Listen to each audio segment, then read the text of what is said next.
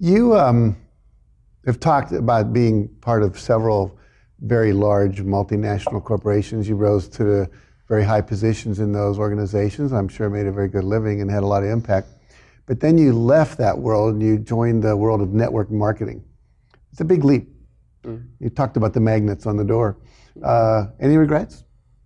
None whatsoever. It's been an incredible learning experience, and I would typically say that, and I really mean that those years, I would even say that the first 5 years working in that kind of network marketing, multi-level marketing, direct sales world, I would say that I learned more about myself and about other people, and I learned more about sales, communication, and leadership in those first 5 years that I learned in the former 18 years, working with some phenomenal companies, like IBM, for example, who invested a lot of money in my personal development. Mm-hmm. And I came from a position where I worked as an executive vice president, as you mentioned, and was responsible for international sales, $1 billion a year, a lot of people in my organization. And typically once a year, the president or chief executive of the company, it was him and me and 4 others, we're in the board of directors, the management of the company. So typically every year we would have a conversation with humor, and we were very good friends and so on, but we had this debate about how much I was worth. We could never agree. So every year we came to a point where I said I should deserve a little more for bringing in $1 billion of sales. But he said, no, well, he wanted to keep me happy, but not too happy.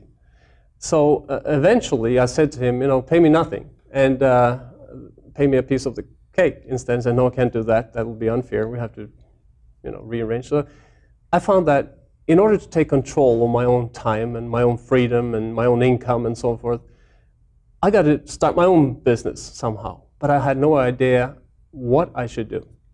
So this thought started circling around in my head. And one day a friend came to me and he introduced me to network marketing. And I had no idea what it was. I was unconscious and incompetent in network marketing or direct sales. Never heard of it before. Wasn't taught in business school. And I was open-minded, and I was really curious to see what this was, because as we talked about the law of polarity, you can choose to, going back to choices, you can choose to look for what's good with it, or you can look for what's wrong with it. And with my experience from management consulting and a top manager for years, I had seen hundreds of companies and in numerous industries. And one thing I didn't know was that there's no such company that is only good. I mean, they all have problems at some point. So I thought to myself, why look for the problems? I really want this to be the way to start, or one way to start my own business and become an entrepreneur. And so I started looking for what's good with it.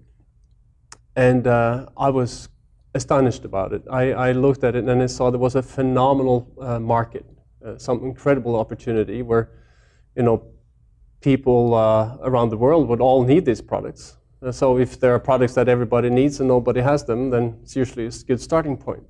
And then I looked at the company, and the company was very solid, had many years of experience, and it was debt-free and all these things. I looked at the product portfolio, and that was incredible. The philosophy of the company was good, and the management seemed to be good, and the compensation was incredible because there was no roof to it.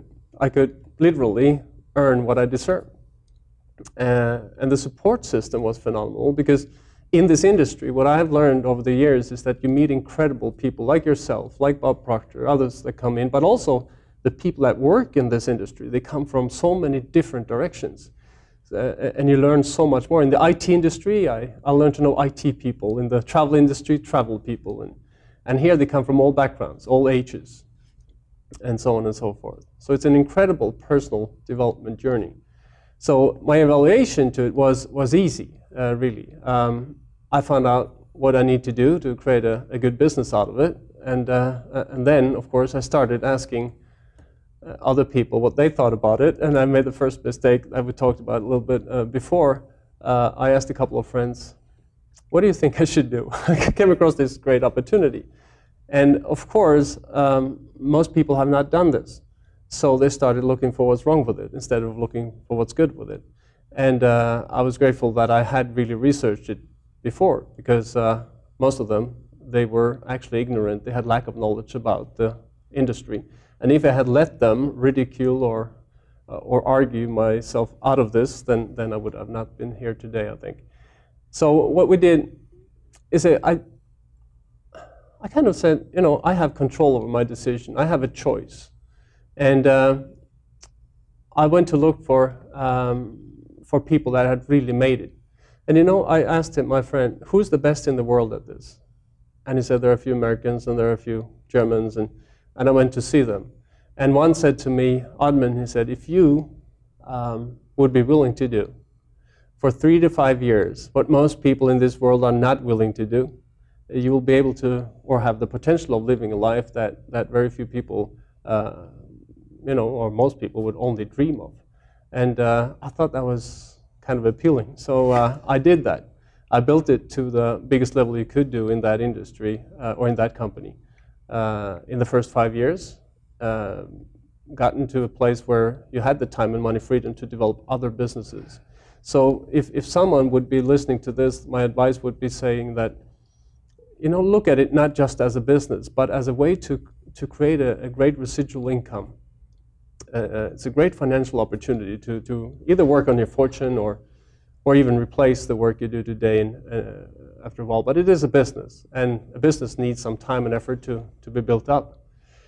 But you know, I experienced not only a financial benefit from it, but I benefited from the products, but also the financial situation improved so much that you can also benefit from other things. You can take time off to exercise, you can go to massages, you can do things for your health and well-being.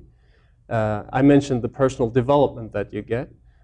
You meet so many good people, you get many more friends, you can even meet your wife there, or husband. I did. That's not a guarantee, but some people do. My wife is German, and we met on a kind of an incentive trip that we both won on a 2-week trip to Australia. So I usually say that I was a Norwegian living in Stockholm, and I met a German girl in Hong Kong on our way to Australia, and we got married in Oslo 2 years later, and now we live in Spain. So that's where this industry can take you. It's an incredible experience, and it has so many good friends all over the world. As I may have mentioned to you before, we calculated, you know, directly, indirectly, that we have had the pleasure of impacting hundreds of thousands of people's lives in many different categories all over the world in more than 25 countries. So it's a very rewarding way to work, and that's why we continue, because you meet a lot of great people in this. So I choose to look for the good in network marketing, and I know a lot of people would maybe look for the bad, and then you will not find you'll find that too, and you will not probably benefit from it. But if you want to benefit from it, I suggest you look for the good, and you may see something of the same that we have experienced. That's great. No, I've been involved in network marketing too, and found it to be very, very lucrative, very educational. And as you said, you get to meet some amazing people, especially the people in the human development industry. There's so much focus on growing yourself and growing your business, and it's a very positive world.